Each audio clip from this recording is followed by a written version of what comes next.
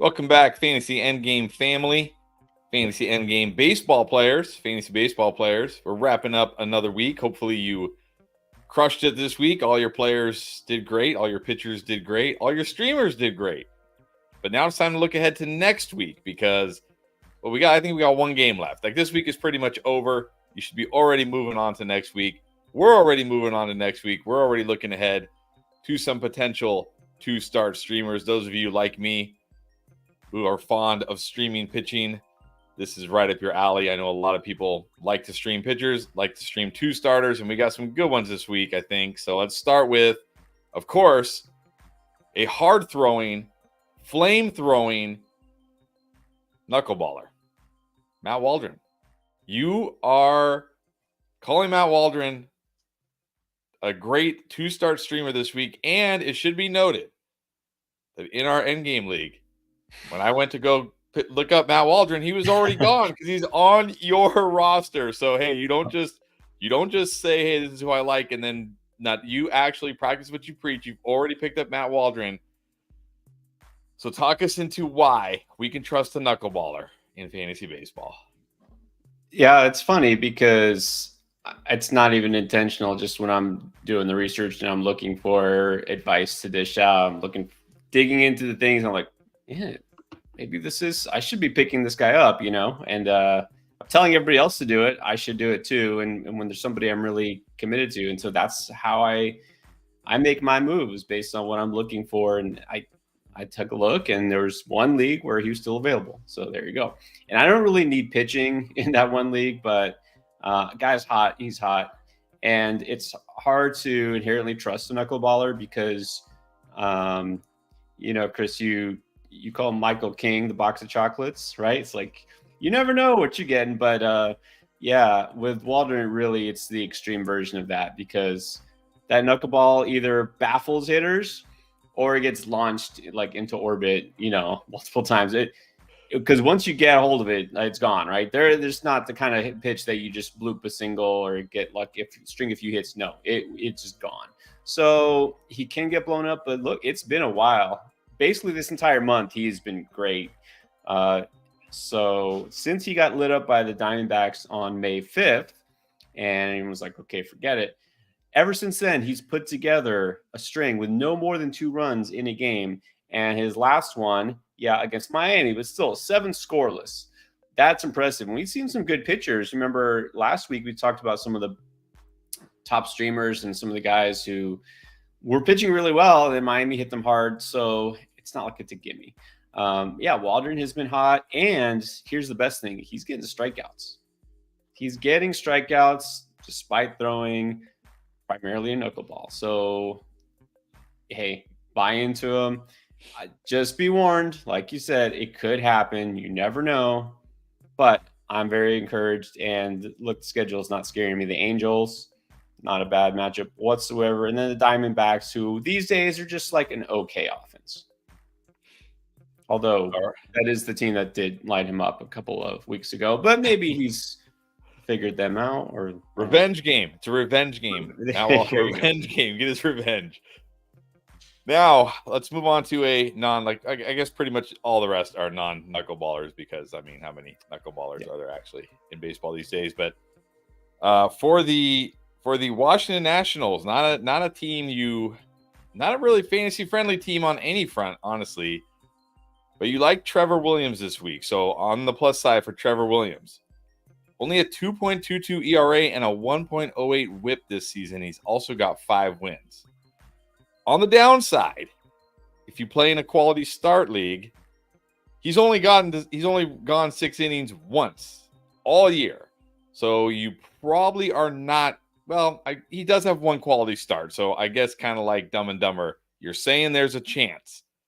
But you're probably not counting on quality starts here. So this is more, I'm guessing, for your wins leagues and more looking at schedule ERA ratios. Yeah, this one, it very much depends on your league format. So like you said, your traditional 5x5 roto leagues, the ERA, the whip is good. He's 5-0, getting you wins. But in a quality starts league that flips because he's got 5 wins, but only 1 quality start all season. It's crazy because he's gone at least 5 innings and all but 1 start this year, but he's only gone 6 innings once this year. So it's like, that's it. 5 innings. That's it. He's done. So that can get you by in a traditional league with wins, but with quality starts, nah, it's not really going to help you. And also the strikeouts aren't that great, right? This is also a guy who's definitely not throwing the heat. So if you're in a points league, only going 5 innings, not getting a lot of strikeouts, unless wins really count for a lot. And again, it's not like he's, leading the league in wins. He's getting wins, but still, I wouldn't count on it. In points leagues, he's definitely less interesting. But we're talking streamers. We're talking guys who usually for 1 week.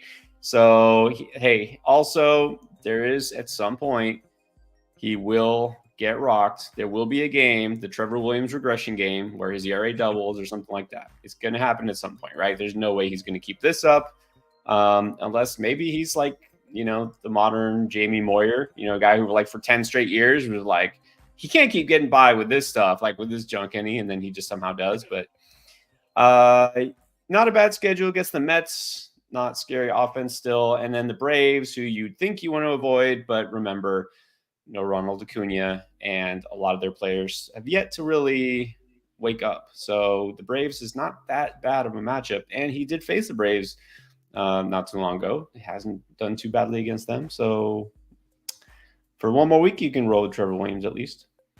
There you go. And now a guy probably, I'm going to say completely on the opposite end of the spectrum, but on the other side of the spectrum for the Cleveland Guardians, Tristan McKenzie. Not bad this year. I mean, he's got a 3.77 ERA, a 1.38 whip. He does have 3 quality starts, but he's averaging about a strikeout per inning, so he's a little more volatile as a guy like can give you a great start or he can get blown up. But he's got a great schedule this week. I mean, you got to love this schedule. The Royals and the Marlins. I mean, this feels like 2 matchups where he should be on the good side, right?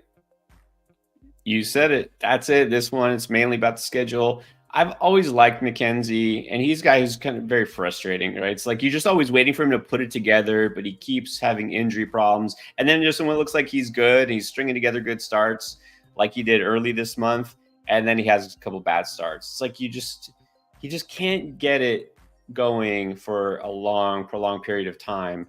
So it winds up being a streamer as opposed to a staple of your rotation. And like I said, early in May, I mean, he had 4 straight games where he hadn't allowed more than 2 runs. He was really good.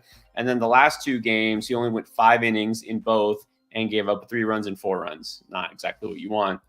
But overall, even despite those last couple of bad starts, his ERA for the month of May is barely over 3. It's not like he's hurt you if you've happened to kept him in your lineup. But yeah, this schedule, I think this week I'll trust him because he does get strikeouts. I think he can get right this week. All right. And now how about a couple of guys that are kind of the opposite of McKenzie? Not so like they feel like very like, because I've looked at these guys multiple times throughout the season. I think I might have even streamed them a few times, and they feel like guys where it's like, hey, they probably won't kill you. They might get you a quality start, but they're also probably not going to you're not going to be like, whoa, I'm so glad I streamed him this week. And let's start with Andrew Abbott. I think they're teammates, actually, right? They're teammates, aren't they? Andrew Abbott. Start with Andrew Abbott. On the plus side, only a 3.29 ERA, 1.13 whip this season, 4 quality starts. On the downside, only 46 strikeouts in 63 innings. So you're not going to get a lot of strikeouts. In fact, over his last 4 starts, he has 11 strikeouts in 25 innings. So not a guy that's going to light up all your categories, but he can help your ratios. And he goes pretty deep in games. He goes, 6-7 innings a lot, get you a quality start. And he gets the Rockies in Colorado and then the Cubs. So is this just more like, hey, we're getting down to the bottom of the 2-start streamers, or are you feeling good about them? We're not at the very bottom. Yeah, there's some players I'm not recommending, so it could be worse. Abbott, I will say this. Look, there's a reason why there's some pitchers where you look at the ERA and the whip and you're like, hey, it's pretty good. Like, why is this guy so widely available? It's usually the same couple of reasons. Number one, they're on a bad team, or at least a non-winning team, and the Reds are not a great team. And the strikeouts, right? The strikeout numbers are probably not high, and that's the thing with Abbott.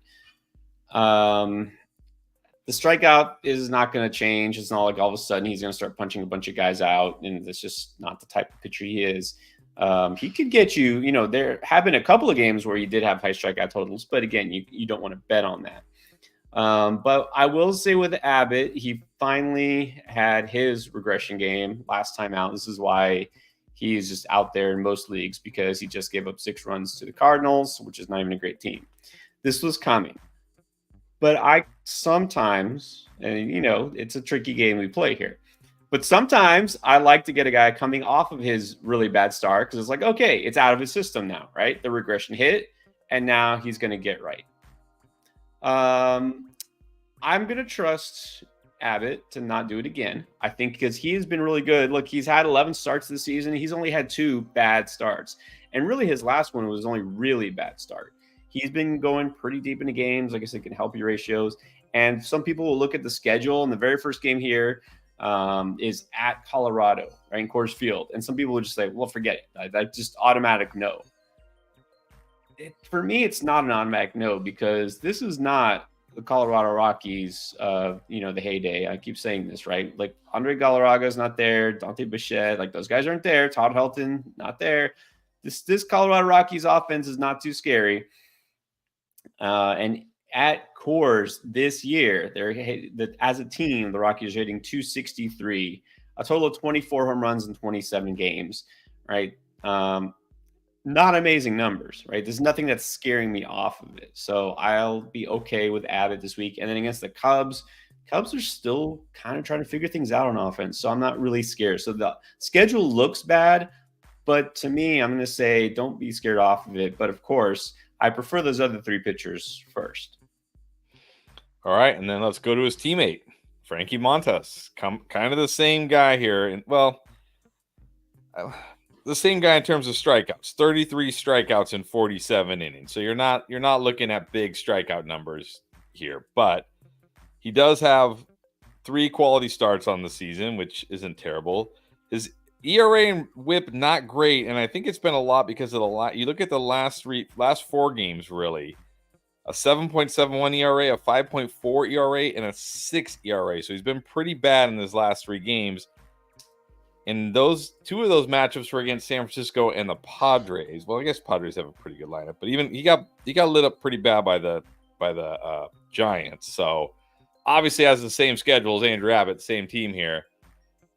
So what are we looking for from Frankie Montas if we're brave enough to stream him? Well, we're looking for him to kind of re-get some of that very early season form. You might remember first couple of starts, he was great. He was a hot pickup. And then he hit the IL, and since then just hasn't been able to get back to what he was doing. Remember, he's a guy who has had success in the past. His first go now with the Reds. We'll see if he can get back. Problem with him as far as wins, I'm going to get this, schedule we already talked about, and, the Reds as a team. Montas personally hasn't won a game in 2 months. So I can't say that I feel great about his chances, but at the same time, I think that he is showing some signs of getting better. His last start was his best since his return from IL. He finally got a quality start. So he's good. I'm not going to lie, very risky here. He's the riskiest of these guys, but I would still prefer him over, like you said, once we're getting to the bottom of the barrel here. No, I'd rather get a guy with Montas, who I know has been there and done that, and at least has proven that he can be successful.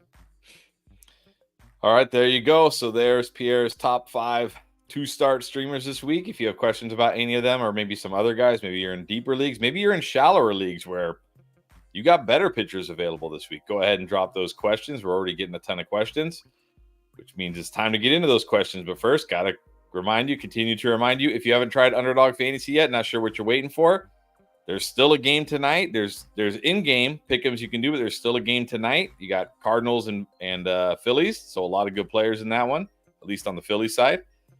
So if you want to get your picks in, make sure you go to Underdog Fantasy. When you join, use promo code ENDGAME. That's going to get you access to a special pick, basically a free square there, plus up to $250 in bonus cash that you can use right away on picks on Underdog. It's a ton of fun. And of course, if you play, well, they have you can see up there all the different sports they have: WNBA, NHL, NBA, tennis, esports, League of Legends. I mean, this is great. League of Legends, really? Also, if you are into fantasy football, they got fantasy football drafts going on right now. So definitely check that out if you haven't yet. But now it's time to get to your questions. And as always, I will remind you, we will do our best. We're probably going to be on here about another 45 minutes trying to get as many questions as you can, or as we can, excuse me. If you don't want to wait, if you want to get your question answered right away, you can always drop that super chat. Or if you just want to say thanks for the hard work, you can also drop that super chat. Not a requirement, but if you're feeling generous or you're impatient, something you can do. All right, let's jump into it with Tyler Durden. What's up? Tyler Durden was here at about almost an hour ago. So hopefully you're still on, Tyler. I'm sure you are.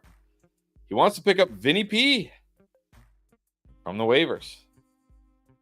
Are you dropping Jeremy Pena or Colton Cowser to get Vinny P? All right. Well, I appreciate the question as always. And he's also asking, is Kyle Harrison droppable or a must hold? Okay. Let's start with Vinny P. Talked about him being basically a buy low, or if he's out there, you can pick him up. It's tough to decide as far as Pena Cowser. Pena has still been playing pretty well. He does give you some speed. Cowser is one of those guys that really should be doing better. His X stats are much, much better than his actual stats, but down to 236 now. I think I'm going to go with Cowser as the drop, just because less certainty of his role going forward. And I think Vinny P, will produce similar power numbers. He's definitely going to get you more RBI opportunities. So, yeah, I'll see you can drop Cowser. Now, as far as Harrison, yes, I think he's droppable. He is a guy I was big on preseason, obviously with Giants' top pitching prospects. I think the top pitching prospect. But it doesn't show that he's really done anything to warrant holding necessarily, because it's not like he's compensating with the strikeout numbers. That's, I think, the most disappointing for me is the whiff rate isn't that high. With Kyle Harrison, I've been kind of waiting, and yeah, I don't see him being ready to break out, at least just yet. Remember, this is a very young pitcher. So I'm ready to move on from Harrison if there's somebody with more upside. All right, there you go. Thank you, Tyler. Hopefully that helps. Cerulean Dog, what's up? Was here not too long after Tyler. Thinking of streaming Ryan Weathers, who I did stream, and I was pretty happy with him. I mean, he first start last week was great against Arizona, 6 innings, 7 strikeouts, got the quality start, didn't give up a single earned run. Gave up some runs to Texas, but 6 innings, 11 strikeouts. So I didn't even care that his ERA was so bad. I was like, you give me those 11 strikeouts against the Rangers, I'll take it. So he's thinking of streaming Weathers. Good call. You like Weathers still? I know you talked about him, I think, on the waiver wire video. So I'm guessing you like streaming Weathers this week. Yeah, well, Weathers has been on the 2-star streamers, and now I'm just moved into pick him up if he's out there. He was one of my favorite pickups this past week. I'm holding him. He's been good basically since early in the season. He's been the Marlins' best pitcher.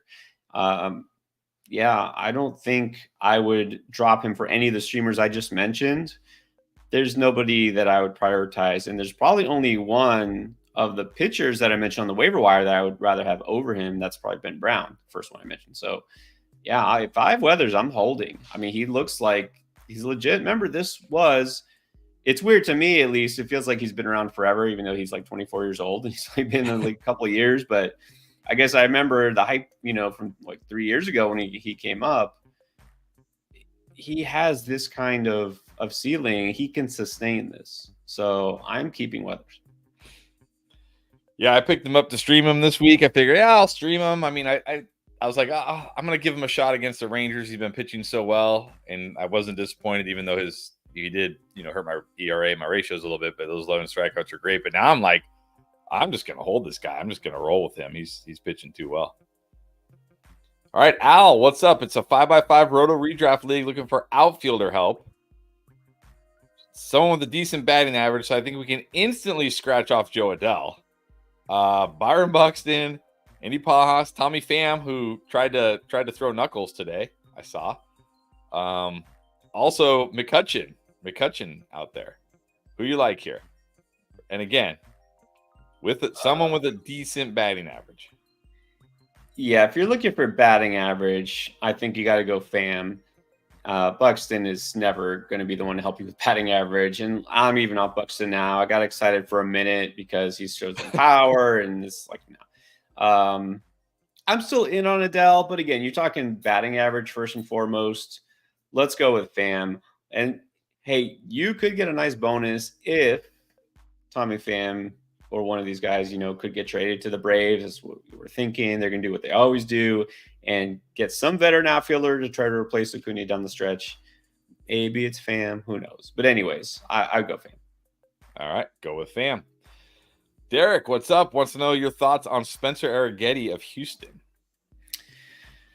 I'm seeing progress, but I'm not ready to show interest in fantasy yet. I will say with both he and Hunter Brown, we knew they needed some time. I mean, Brown really shouldn't, but he has shown much more progress, and he has been underachieving according to how he's performed versus outcomes. Arrighetti, it's too risky still. So I will say I'm going to watch and I'm going to see if he continues to get better, right? He needed to take his lumps and get some experience at the major league level. He was kind of thrown into the fire. Javier now is on the IL, so I think Arrighetti will continue to get, starts. But yeah, it's too risky in fantasy. All right, too risky. It's funny because I stream pitchers, and I'm always looking at the pitchers, and I see them and I'm just like, and then I go look at him, and I'm like, I can't do it. I haven't been able to pull the trigger. All right, Knucklehead Paul B, what's up? Appreciate you guys. Oh, we appreciate you. Been helping me a lot. My 12 team been over 7 years since I last played fantasy baseball. Just wanted to say thank you. Well, thank you. Appreciate you being here. Appreciate you saying that. Yeah. Now, are you ready for Pierre? Are the people ready for this? Are they ready for this one? My boy Anthony coming in clutch. Which team was the hottest team last week? Answer, my team. Gonna win 9. I'm going to win 9-1 this week. And I feel like I might officially be back in the hunt. So thank you, Anthony, for calling that out. I'm feeling pretty good about my team. I'm feeling pretty good about me and fantasy baseball. I think I might actually be getting the hang of it. We'll see. We'll see if it continues. And just so the people know that's actually your team name that you named it. He's not calling your team a team of bust. That's actually what you called it. I mean, Kevin Gaussman, Francisco Lindor, Rafael Devers, although he has been playing better lately. Julio Rodriguez, although now he's busting for you. Who else? I don't even know.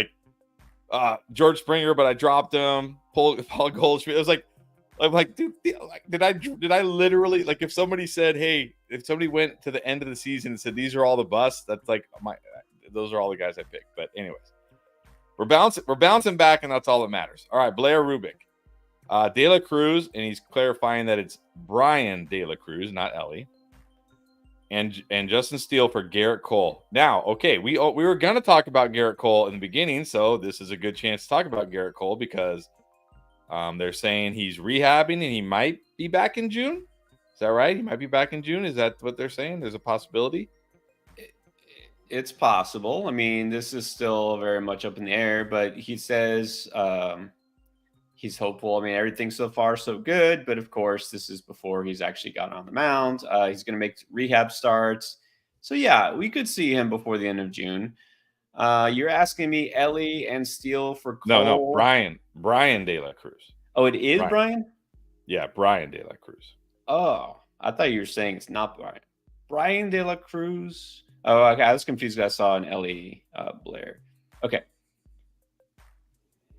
So you're giving up Brian De La Cruz and Justin Steele to get Garrett Cole? Yeah, I would do that instantly. Instantly, all right. Go smash accept. Smash accept. You're getting Cole. Yes. Brian De La Cruz has been fine, but look, he's not irreplaceable by any means. Justin Steele, much better as last start, but we're not going to see last year's Justin Steele, I don't think. Yeah, you take Garrett Cole. All right, go get Garrett Cole and hope he's back sooner than later. All right, Anthony dropping a super chat. Thank you, Anthony. Yes, you've been busy. We know this. You're in our baseball league. You're in a lot of our football leagues, so we know how it is, but it's all good because we appreciate you and enjoy playing with you. So anyways, he was high on Josh Naylor, and he's been great. But would you sit him for a week? Am I missing something? Why are we sitting him for a week? What are we missing? What am I missing? I mean, I don't know if you have a reason to sit him unless there's some injury I'm not aware of. Josh Naylor's been great. He's been solid, one of the top RBI guys in the league. I mean, you sitting him because of like you have somebody else you want to play instead, or what? I mean, I don't know. I mean, if you don't want to play him this week, you can drop him. I'll play him. Oh, he's just saying like he's been called. Like every player has cold spells. He hasn't been great lately, but it's not like he's. I mean, the batting average is down. I get the batting average down, but he's one of those players that you're not going to get a 300 batting average anyways. He's a slugger. You take the risk, and again, I'm not saying he's Freddie Freeman. I'm not saying he's like elite, but still, it is still a type of player. You run the risk of you sit him, then he has a game where he gets a home run, 3 RBIs, and like that's on your bench. So, nah, I wouldn't sit him. Yep, I've been there, done that. All right, Tribal 979. Thanks for taking the time. Thank you for being here and asking the question. All right, here we go. It's our Spencer Torkelson question. What do we do with him? Oh man, light some candles, pay some prayers. Where's Roberto? The Roberto special. Candles, Roberto. I can't tell you have to hold him because we could be still waiting another week, 2 weeks, month, 2 months. There's no guarantee, right? I can't tell you have to hold him. So, because look, until he does, assuming he does bust out, he's still a drag on your batting average. So, if you can stash him, sure, but you don't have to. All right, there you go. You got the okay to drop him. All right, Uwe2K. He's bummed about last week's pickups, Cole Irvin and Ben Brown. Yes, that is one of the things about streaming pitching is sometimes it works and sometimes it doesn't. All right, well, we talked about Waldron, so obviously you feel good about him. Trust might be a strong word for a knuckleballer, but what about McGill? Because you talked about Tyler McGill on the waiver wire. I assume Tyler McGill. McGill, I talked about, on the waiver wire video. Again, this is not a sure thing. This is a guy who's not been, really, I don't think ever really been a reliable starting pitcher for a period of time. But he started to show signs last year, late, and then this year so far been great. But as far as his schedule, I'm trying to think offhand. I don't know who the Mets have coming up. I could check it out, but I do feel like what I've seen from him with the underlying metrics is promising. I don't know if I would say trust, but I would say I think he's worth a shot because he's been looking so good lately. And obviously with Christian Scott surprisingly getting sent down, McGill is sticking for sure. So I would trust McGill or Waldron over Cole Irvin. Ben Brown I still like a lot. So I would keep Ben Brown. All right, there you go. Good luck this week. Remember, I mean, that's how streaming goes, right? There's a reason why these guys are out there on the waiver wire for you to stream. They're not aces. Some weeks it's going to work, and some weeks it's not. Keep doing it. Keep doing it. All right, Good Joe. What's up, Good Joe? He's got struggling catcher Diaz. Last 2 games he hasn't played, and he's no longer being used as a DH.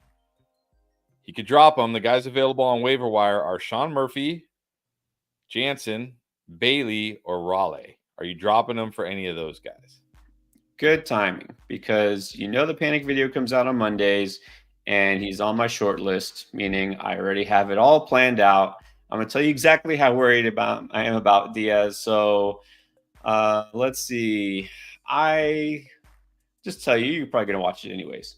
My panic level on him is about an 8, which means I'm moving on. Catcher is a position where, unless you're in a 2-catcher league, which you're probably not because none of those guys would be available, you don't need to sit there and wait for a guy to bust out.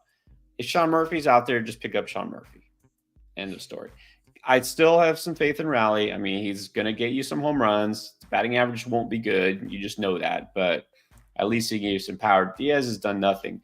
I kind of am kicking myself a little bit. Not that it's like, so obvious. But when there's a guy who kind of comes out of nowhere and is like has this one great year and you're like, I'm not sure. I don't really know. I'm not in on him. Like I didn't draft him anywhere. But then I went back and looked at like my preseason draft rankings. And I didn't rank him that much lower than consensus, even though I was really kind of, my gut feeling was like, I don't know. I'm not buying into it. Right. Yeah. But then I don't want to be wrong. I don't want to say, well, forget this guy, could be legit. Yeah, I should have known. But hey, honestly, I didn't draft him anywhere. So I kind of had a feeling it wasn't going to be a repeat of last season. I'm dropping him. I'm picking up Murphy. All right, go get Murphy. All right, let's talk about another 2-start streamer, Harry Grossman. What's up, Harry? Wants to know Kyle Gibson for 2 starts this week. He's at Houston, which is a little terrifying, but then he's home against Colorado. And I will say Kyle Gibson's another guy I have streamed multiple times this year with varying success. But some of the nice things about Kyle Gibson this year when we look, 3.6 ERA, that's pretty good. 1.22 whip, not bad. 6 quality starts. He's gone 6 or more innings in 9 of 11 starts this year. So if he doesn't get blown up, there's a chance you get a good outing from him. Now, on the downside, he only has 52 strikeouts in 65 innings. Not terrible, but you're not going to get a ton of Ks. But there's always a chance if he's on that day, he goes 6+ and gives you a good outing. So how do you feel about Gibson? Obviously, you didn't talk about him in the top 5. So I'm assuming you like those other guys more. Where does he rank below those guys for you? Yep. Funny because I kind of keep it to 5, right? My 5 favorite streamers. If I had added another one, he would have been 6th on the list. But I have my reservations about Gibson, and you pretty much laid it out there. He doesn't get you strikeouts. So if he does give up runs, you're not, at least he got me 8 strikeouts. No, it's not happening. He's kind of the definition of an innings eater, right? That's what he does. Go out there and good or bad, he'll go out there for 6, 7 innings. He'll take his lumps. Sometimes he'll only give up 2 or 3 runs, and you're like, oh, that's pretty good. Sometimes he'll give 4 or 5 runs. And then you're like, I don't know, left wanting because he didn't get the win, didn't get a quality start, and didn't get many strikeouts. So he does not have the ceiling of the others. So I would say I don't like him as much because of that start against Houston. I'm very, very leery of that. The Colorado start, like I said, I'm not too worried about Colorado in cores. Obviously not worried about them on the road. So I think you might get one really good start out of him. But I like my 2-start streamers give me 2 good starts. So that's why he's like just below those guys. Yeah, he's a guy, because I was looking at him too, because I always start looking at the head for the week for pitchers I'm going to try to stream this week. And I did not like that Houston start because, like you said, for a guy like him, if he does get rocked, you're going to really regret that you put him in your lineup because he's not going to give you anything. But he's going to be on my radar for that Colorado start. I don't think he'll get picked up, and especially if he gets rocked by Houston, no one's going to pick him up. And I probably will grab him for that Colorado start because I like the fact that in a good matchup, he's got a great chance to go 6+ innings, not get lit up, and give you a quality start, although you're not going to get the strikeouts from it. But again, we're talking about streamers. It's hard to have everything. It's hard to get a guy who's going to give you an ace performance from a streamer. It happens, but it's, you feel good with it. We talk actual streamers. I'm looking at guys who you could actually pick up. There's a ton of great 2-start pitchers this week, but guys who are actually available in your league. Yeah, so Gibson, that's why, Harry, you're asking Gibson for 2 starts. I'm going to say no. Gibson for that 1 start against Colorado? Sure. All right. James Coffey, what's up? He's in a roto league with starting pitcher with wins, losses, so not quality starts. Okay, so your best preference, Cutter Crawford, Reese Olson, Christopher Sanchez, or Justin Steele? Got some good options there, actually. So I guess somebody Cutter after his couple of bad starts. I mean, I'm not giving up on Cutter. I still think he's good. Now you're looking at wins and losses. Obviously, your best choice here for that might be Christopher Sanchez being with Philly, right? Your very worst option for wins and losses is going to be Reese Olson. Reese Olson has been really good as a pitcher, but you're going to have to put him last here if losses count against you and wins, because he just isn't getting wins. So I'll put Sanchez number 1. I'll put Crawford number 2, then Steele, then Olson. All right, there you go. Good luck. All right, Uwe 2K again. His lowest performers in his head-to-head points league are Weiler Abreu, Morel, Bo Bichette, and CJ Abrams. So, are you willing to drop any of these guys when Royce Lewis returns? Yeah, I am. I'm just sorry. Look at the Bo Bichette spelling. I don't think that was a typo. I'm pretty sure. Pretty sure that was intentional. I would say you can drop Abreu in a points league. He's not getting you too much in terms of play. Morello has been rough, but I would still keep him. I think he can heat up. You can't drop. I know it's super frustrating. You can't drop Bichette. Just hold him. Hold Abrams for sure. And then I would say you can drop Abreu. As far as order, he's asking order. Yeah, I would say Abreu is the one I'm dropping. If for some reason you don't want to, then you can drop Morel. And then Bichette and Abrams, I guess the order you have them. All right, there you go. Thanks again. MP31, pick up Matt Vientos or Ryan O'Hearn or McCutchen for a DH spot. I'm in on Vientos. I picked him up in a couple leagues. He's looking good. Maybe it's just a temporary, a power surge. He's got the talent. It looks like he's getting that job. Beatty has been bad. So I'm going to go with Vientos and see what happens. Yeah, I kind of regret not picking up Vientos a little while ago, but oh well. And then he has another one. Better pitcher. Which pitcher would you want to roster right now? Christian Scott, Suarez, or Tyler McGill? Well, I want to roster Christian Scott, and I said to pick him up, and then like 2 days later, they sent him down. So I'm guessing he'll be back up soon, but still, I'm not going to say go out and get him because I don't know what the Mets are doing. Go with McGill because that's who they're going with. We already talked about him not so long ago, right? I'll go with McGill for right now. All right, go with McGill. We got Wes. What's up, Wes? Welcome. Don't think we've seen you before, or at least you haven't asked a question, so welcome. Struggling at second base. He starts Colt Keith right now, but he's looking for other options. So how are you feeling? You got any waiver wire second baseman out there? Let's take a look. Yeah, Keith was on a little heater, but I don't know how long that'll last. And it's not like he's getting a bunch of power. I can tell you about second base a lot because I've been searching for second baseman in my league because I had Xander Bogaerts in a couple of places, so I had to replace him. I picked up Otto Lopez, and I was thinking I'm ready to drop him any day, and he keeps kind of doing well enough for me to hang on to him. In fact, I feel bad. I benched him the other day, and he had like a 3-hit game and a stolen base. So I'm like, I shouldn't have benched him. So Otto Lopez getting you some steals. He's getting you some hits. Power's not really there, but still, we're looking for a waiver wire replacement. He's interesting. I was all about Massey, and then he hit the IL. But when Massey comes back, maybe you can get him again. I did pick up David Schneider in our league too, and he's had a couple good games.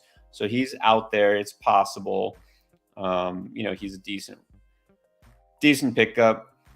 Abraham Toro has been fairly good this year. He's a guy who's out there still in a lot of leagues.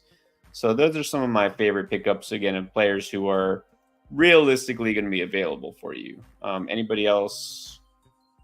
Joey Ortiz, solid. Those are probably the best options. Maybe Nick Gonzalez. All right, there you go. Good luck. All right, Anthony. Again, do you think we see Jason Dominguez from the Yankees before September?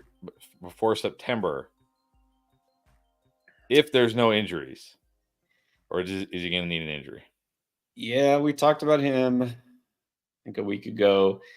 It's really hard to say. There isn't a spot right now, but I don't know that means there won't be before September. So injuries do happen, but also, I mean, I don't know if they're going to really keep this roster as is necessarily going forward. I can't tell you either way. I think we do see him before September, but man, it's really hard to just assume. So I'm not going to necessarily stash him right now in a fantasy league unless you have an NA spot that's not occupied by a guy who might come up sooner. All right.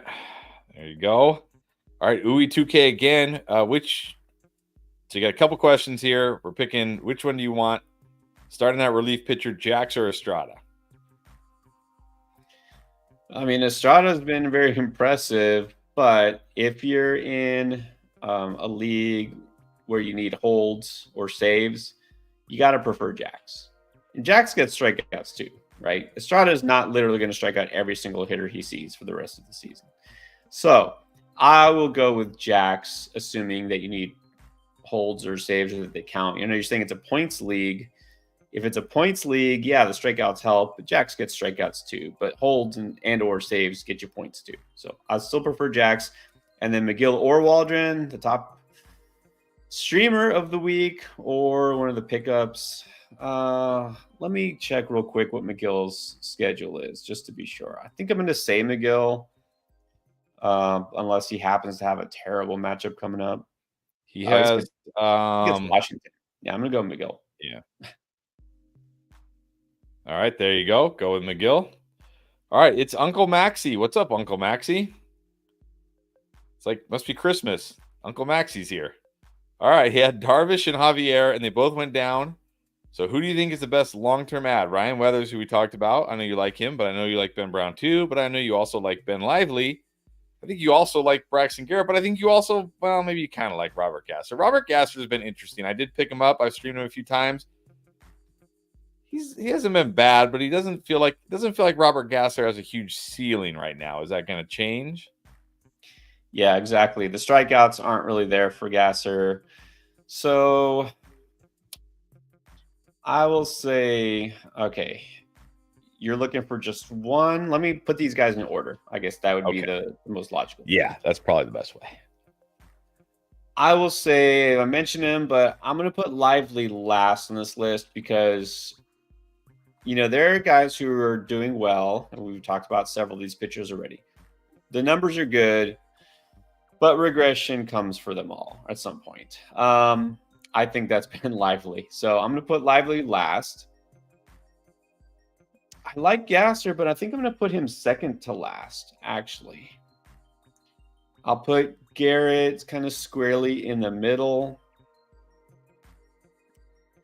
And then it's either between Weathers or Brown as far as the best long-term ad. I think since you mentioned long-term, I will go with Weathers. I think he's front line for that rotation. And Ben Brown, there is still the possibility that they bump him back to the bullpen, limit his innings or something because, he's young. He's actually the same age as Weathers, but less experience. I'm going to go Weathers first and then Brown. All right, there you go. Hope that helped. Welcome. All right, Tribal 979 again. With Royce Lewis coming back, if he gets to a hot start, do you just ride it or are you selling high? Oh, man. Royce Lewis is kind of like, I guess this might be a good comparison, and I don't know if anybody else will get this, but Chris, you will. Maybe like the Christian Watson of baseball. It's like we have those glimmers. You're like, oh, man, best player ever. And then he gets hurt like 2 days later. It's like, Are we really going to buy in, or should we just like wait for that one really good week and then just sell as high as we can? I'm going to just be a sucker for this year at least. And I'll say if he's hot, just enjoy it. It is very frustrating. Let's give him a chance this year. Let's see. All right. Give him a chance. All right. V-Rush with our weekly Randy Rosarena question. His struggles can't be overlooked at this point. That is fair. But is he droppable? Currently batting 162. Is that right? He's batting 162. He does have 8 homers. There's that against 7 steals. I guess there's that. But yeah, feels not great. Is he droppable? I'm still going to hold him because, like you said, at least there's some power, there's some speed. I know it's killing you, it's killing your batting average, but this is the type of player who it wasn't a flash in the pan last year. This wasn't a rookie who had a good season, a good second half. Like, I think he's going to figure it out. You don't want to be the one who drops him and then someone else picks him up and then enjoys when he gets hot. So you can bench him if you're just that frustrated, but I'm not dropping him. All right. MP31 again, assuming both are healthy, like Michael Massey or Nick Gonzalez. Look, as long as he's hitting, I'm going to go Nick Gonzalez. Nick Gonzalez finally can figure out major league pitching. Remember, this was one of their top prospects. He struggled his first go round in the majors. Maybe he's figured things out. So I'm going to go with Gonzalez for now. All right, go with Gonzalez. And we got another super chat. Thank you, Alberto A. Welcome.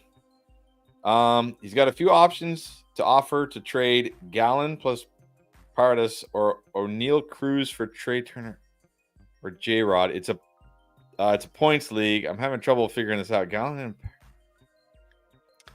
So it's Gallon plus one of those hitters. Oh, okay. Either Turner or J-Rod. I think a 2-for-1. Yes. Okay. I think you cracked the code there. All right. So how do you feel about this? I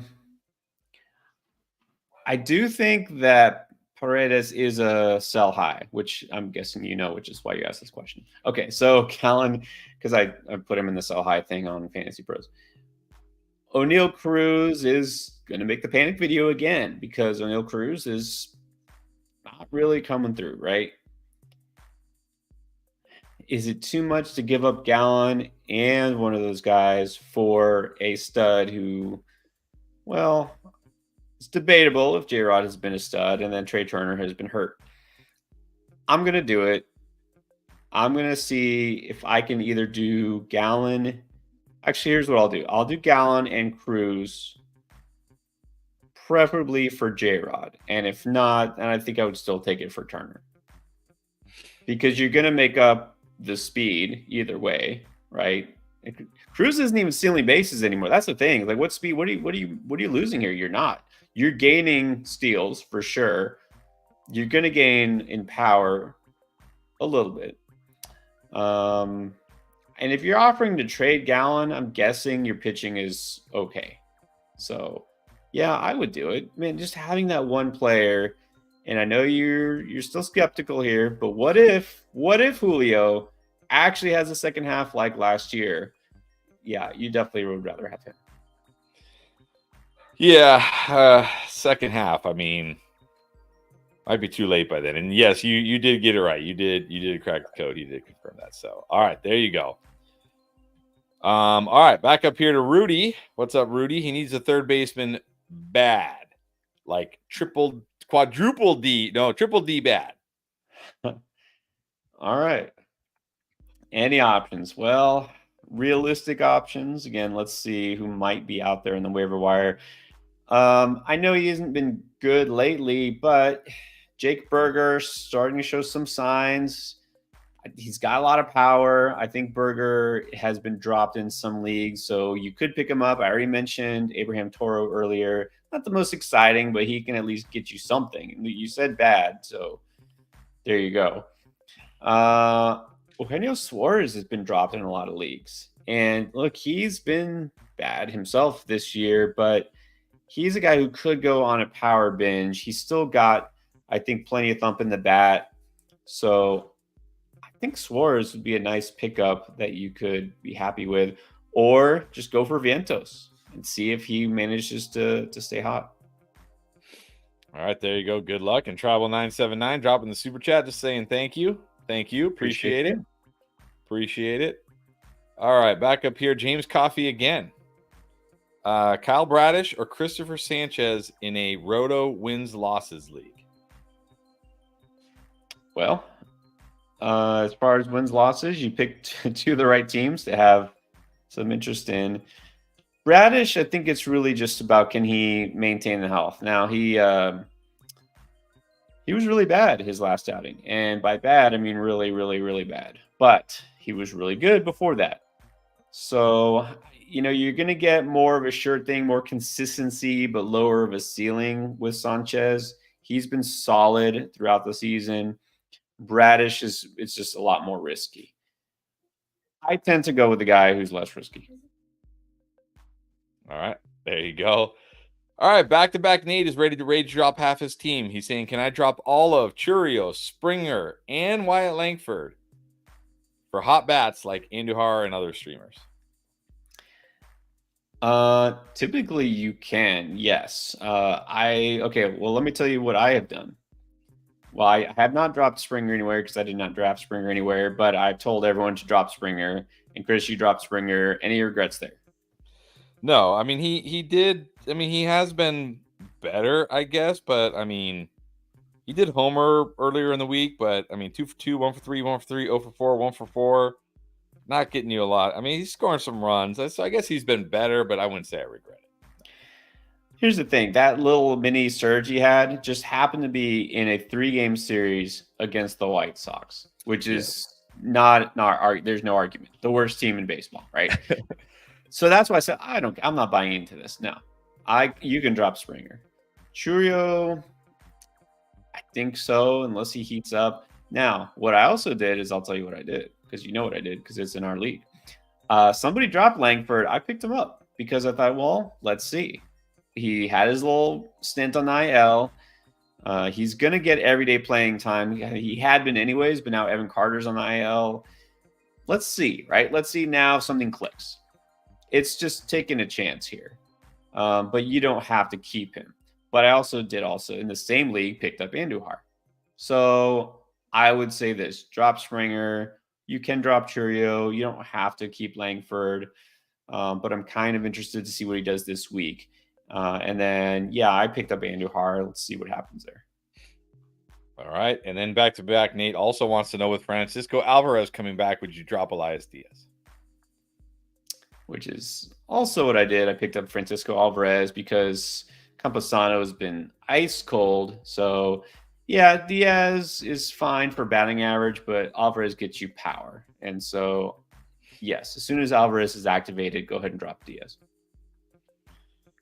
All right. Verlis just dropping in to say, hope everyone is well. Hope you are doing well as well.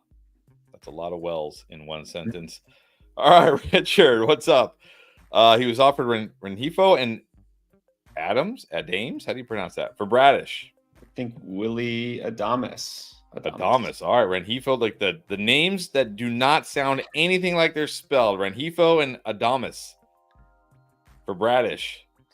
Apparently he did not take it. Should he have? Yeah, I would take it. Rengifo and Adames are both going to be solid offensive sources for you. Bradish, again, you're getting the roller coaster right now. I like Bradish when he's healthy, but I also think, he's not ever going to be ace level type pitcher. So, I mean, this is not like a heist or anything saying you should have jumped on it. I get balking at this, but I would rather have the offensive players. All right, there you go. All right, Uncle Maxie again. Drop Chris Bassett for Ben Brown. Question number 1. And do you think Jared Jones is falling back down to earth, or is this just baseball and he's going through a rough patch right now? Well, Uncle Maxie, I think you're onto something here times 2. Drop Bassett for Ben Brown? Yes. Bassett does not get me excited. Ben Brown does. Do you think Jerry Jones falling back to earth? A little bit. But here's the risk also with Jerry Jones is late in the season. Are we sure he's still going to be going out there? Because he started the season with the squad, unlike Paul Skeens.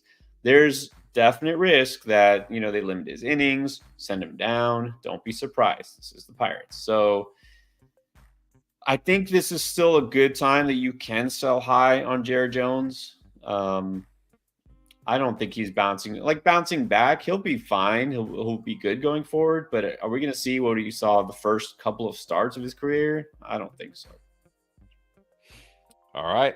There you go. Thank you, Uncle Maxie. And we're coming up on the hour, and it looks like we are caught up on the questions. So unless we get any last-second questions here, we'll be heading on out because we're going to go do an underdog draft. There's still time. You got about, looks like, 6 minutes before St. Louis and Philly starts. If you want to get those picks in, just make sure when you sign up on Underdog Fantasy, you use our promo code ENDGAME. That's going to give you a special pick, a free square, plus a bonus up to $250 in bonus cash. And even if you don't get in time for these picks between St. Louis and Philly, they got all sorts of other sports you can see up there. Plus, like I said, fantasy football drafts going on right now. It's a ton of fun during football season because every week, all week long, they got pick'ems, all sorts of other sports up there. So if you haven't checked it out and you want to get your fantasy fix in a different way, it really is a lot of fun. And you don't have to be like a super sharp, know everything. I mean, it's simple things like, is he going to strike out 5 guys tonight or not? Is he going to hit a home run tonight? I mean, it's not like you don't have to know all the advanced stats and everything. You can be successful on there if you follow fantasy baseball like I know a lot of you do. You'll have no problem with it. So go check it out if you haven't tried it. And we did get Uncle Maxie right under the wire here with a question, which is almost like would not be a stream if we didn't get the question right under the wire here. Okay. Would you add Kershaw to your IL if you had a spot? You have a free IL spot. Is it worth it just to stash Kershaw? With all due respect to one of the greatest pitchers of our generation, nah, it's over. I mean, you're waiting. There's just so many ifs. If everything goes well and he's back to, I don't even know what percent, because it's not 100%, right? He's never going to be 100%. I don't think ever again. If there's no setbacks, and then if they actually decide to put him out there and make him, pitch more than 2-3 innings at a time, honestly, what are they doing with him? They're saving him for the playoffs, which actually sounds like a horrible idea because that's the one thing Clayton Kershaw is horrible at is pitching in the playoffs. So, it's just this feels like all risk with probably very little reward. All right. Don't do it. Thank you for the last question. Thank you, everybody. Like I said, we're going to head out now. Appreciate you being here with us. Don't forget, we will be back streaming on Wednesday to kind of get you see what's going on in the week, maybe help you with waiver wire trades, whatever you need. Don't forget, tomorrow, those players you're panicking about, Pierre is going to talk to you about them, let you know if you should or shouldn't. We got Beat the Breakout coming. I mean, you've made a lot of good calls on Beat the Breakout this year. A lot of guys have been on the Beat the Breakout that have beaten the breakout, I guess, for lack of a better term. We got trade videos coming out, waiver wire. So make sure if you haven't already, you're subscribed. You're hitting that notification bell so you know when we're live. We'll see you guys back here on Wednesday.